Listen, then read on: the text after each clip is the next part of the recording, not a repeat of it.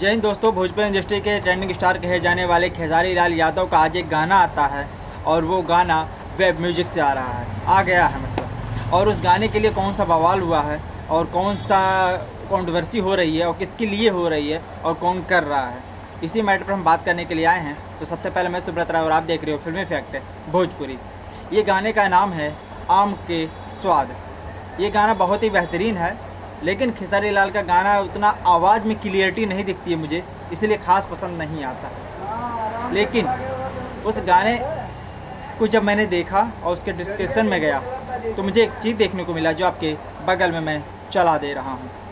अगर आप इसको देखेंगे तो इस म्यूजिक डायरेक्टर में प्रियांशु सिंह का नाम आएगा, जो पावर स्टार पवन सिंह के बहुत ही करीबी, जो आर्यन शर्मा भी हैं, बहुत सारे लोग हैं म्यूजिक डायरेक्टर, उनकी कमी तो नहीं है, पर प्रियांशु सिंह सबसे करीबी माने जाते हैं।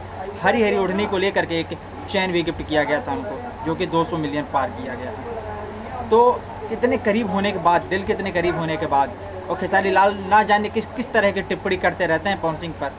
और जहाँ तक बोलने की बात है तो आपको बोलने आएगा तब ना बोलिएगा। हम बोलते नहीं, मत बोलिए, नहीं बोलते हैं आप अच्छा करते हैं, क्योंकि आपको बोलने आता ही नहीं है। बोलने आने के लिए शब्दों में वेट होना चाहिए और उतना नॉलेज और उतना दिमाग होना चाहिए किसी के साथ वक्त करने के लिए। उसी का स्वागत है जो खेसारी को गाली देता है।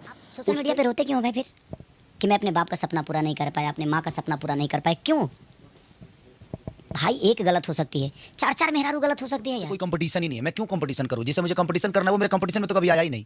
वो अगर गाना अच्छा गाता है तो फिर फिल्म अच्छा नहीं कर सकता, फिल्म तो कभी अच्छा हुआ ही नहीं। इतने दिल्ली करीब होने के बावजूद ऐसी कौन सी वजह रही कि खेसारी लाल यादव को प्रियांशु सिंह का म्यूजिक का ज़रूरत पड़ गया? आखिर क्या ज़रूरत पड़ी है प्रियांशु सिंह को कि वो खेसारी लाल को भी म्यूजिक देना स्टार्ट कर दिए? इससे पहले शक्तिमान में उन्होंने रितेश पांडे को भी दिया था, अरविंद अकेला कल्लू हो गए, नीलकमल हो गए, और बहुत सारे स्टारों को उन्होंने म्यूजिक दिया है। पर कोई भी स्टार कभी भी पवन सिंह पर टिप्पणी नहीं करता। वो पवन सिंह एक बहुत अच्छे गायक, बहुत अच्छे एक्टर हैं, ये हर कोई मानता है, और उन्होंने अपने दम पर भोजपुरी में खुद की पहचान की है। मैं ये नहीं कह रहा हूँ कि उनकी वजह से भोजपुरी की पहचान हुई है, पर हाँ, उन्होंने भोजपुरी में अपनी पहचान तो 32 साल से कायम रखा है, और वो भी अपने टैलेंट के बदौलत। किसी का तलवा तो नहीं चाटे उन्होंने।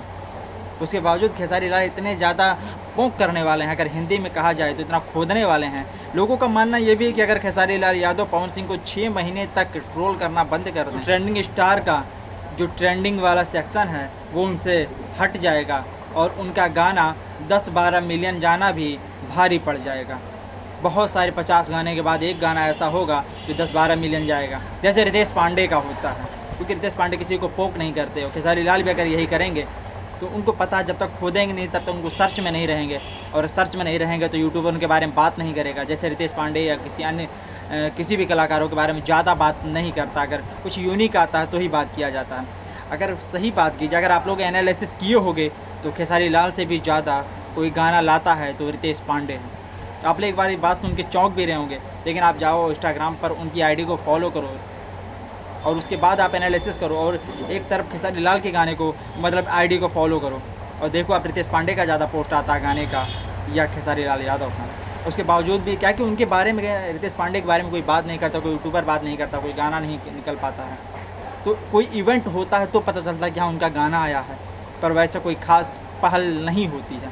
बाकी आप क्या सोचते हो इस बारे में कि प्रियांशु सिंह ने खेसारी लाल को क्यों दिया होगा म्यूजिक, या धोखे से दिया गया है या कंट्रोवर्सी करने के लिए? वो आप कमेंट बॉक्स में आकर दाग सकते हैं। मिलते हैं अगली वीडियो में, तब तक के लिए इजाज़त दीजिए। जय हिंद।